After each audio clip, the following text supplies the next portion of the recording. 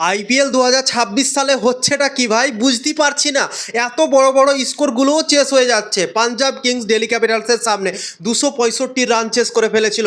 আজকে মুম্বাই ইন্ডিয়ান্সের সামনে সানরাইজার্স হায়দ্রাবাদ 244 রানের টার্গেটও চেস করে ফেললো, তাও আবার খুবই সহজেই চেস করে ফেললো। মাত্র 18 ওভার 4 বলেই চেস করে ফেললো। 8 বল আরও বাকি রেখে দিল ভাই, একতরফা হারিয়ে দিল মুম্বাই ইন্ডিয়ান্সকে। এতগুলো রান করার পরেও মনেই হলো না কি ভাই এটা হাড্ডাহাড্ডি লড়াই হচ্ছে। মুম্বাই ইন্ডিয়ান্স 243 রান করেছিল, 244 রানের টার্গেট দিয়েছিল, তা সত্ত্বেও এই ম্যাচটা হাড্ডাহাড্ডি লড়াই হলো না। মনে হচ্ছিল কি যখন থেকে হায়দ্রাবাদ এই রানটা চেস করতে নেমেছে একতরফাই চলে আসছে। অভিষেক শর্মা, ট্রাভিস হেড কিভাবে মারলো ভাই, সত্যি আমি অবাক হয়ে গিয়েছি।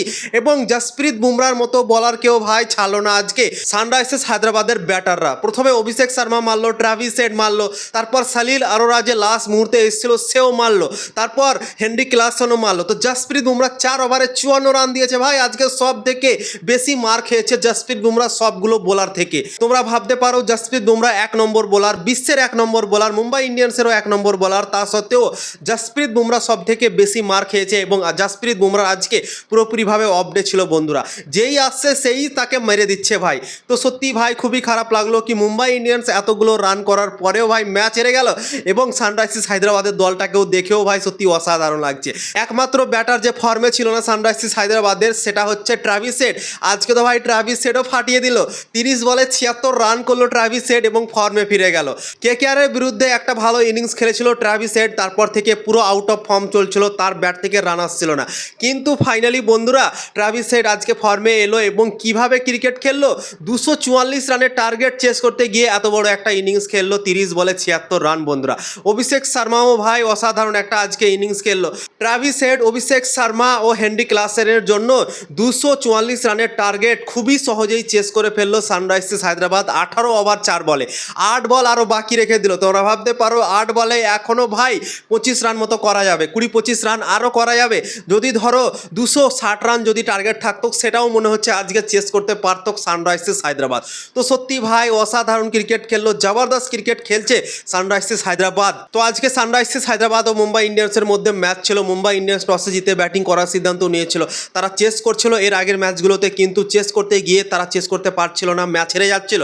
তাই জন্যই তারা আজকে ডিসিশন চেঞ্জ করেছিল এবং টসে জিতে আজকে ব্যাটিং করার সিদ্ধান্ত নিয়েছিল। এবং অসাধারণ ক্রিকেট খেললো মুম্বাই ইন্ডিয়ান্সের তরফ থেকে 2 ওপেনার ব্যাটার, বিল জ্যাক্স আর রায়াল রিকালটন।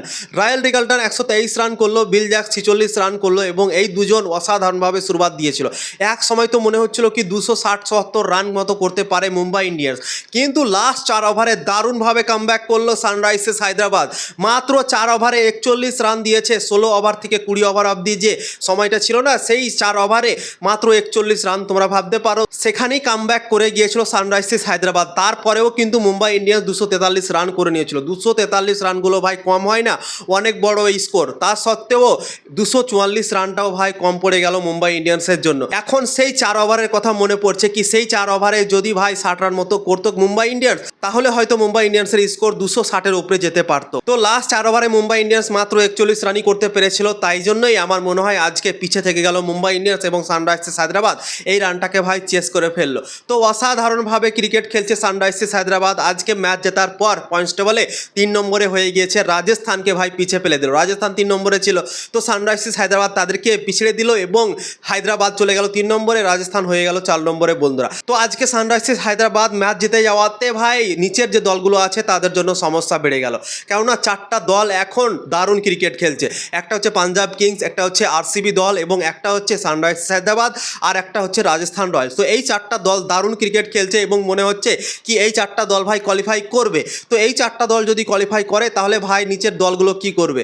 তো সত্যি ভাই অবাক লাগছে দেখে এই 4টা দলকে যেভাবে ক্রিকেট খেলছে এই 4টা দল, এবং মনে হচ্ছে এখন দেখে কি এই 4টা দলই কোয়ালিফাই করবে। কিন্তু এটা ক্রিকেটে বলা যায় না কোন দলের খারাপ সময় চলে আসবে কখন বলাই যাবে না ভাই। কোনো দল যদি হারতে শুরু করে তো ভাই সে ম্যাচ হেরেই চলে যায়, এরকমও আমরা আইপিএলে দেখেছি। তো যে 4টা দল এখন টপ 4-এ আছে সেই 4টা দলের মধ্যে হয় এরকম খারাপ সময় আসতে পারে বন্ধুরা, কি তারা ম্যাচ হারতে শুরু করে দিল, তো এরকমও হতে পারে। এবং নিচের যে দলগুলো আছে সেই দলগুলো হয়তো উপরে ছেড়ে গেল, এরকমও হতে পারে বন্ধুরা, সম্ভাবনা তৈরি হতে পারে। তো সানরাইজার্স হায়দ্রাবাদ আজকে ধামাকেদার আন্দাজে মুম্বাই ইন্ডিয়ান্সের মাঠে গিয়ে মুম্বাই ইন্ডিয়ান্সকে হারিয়ে দিল, এত রান চেস করে ফেললো 244 রানের টার্গেট ভাই।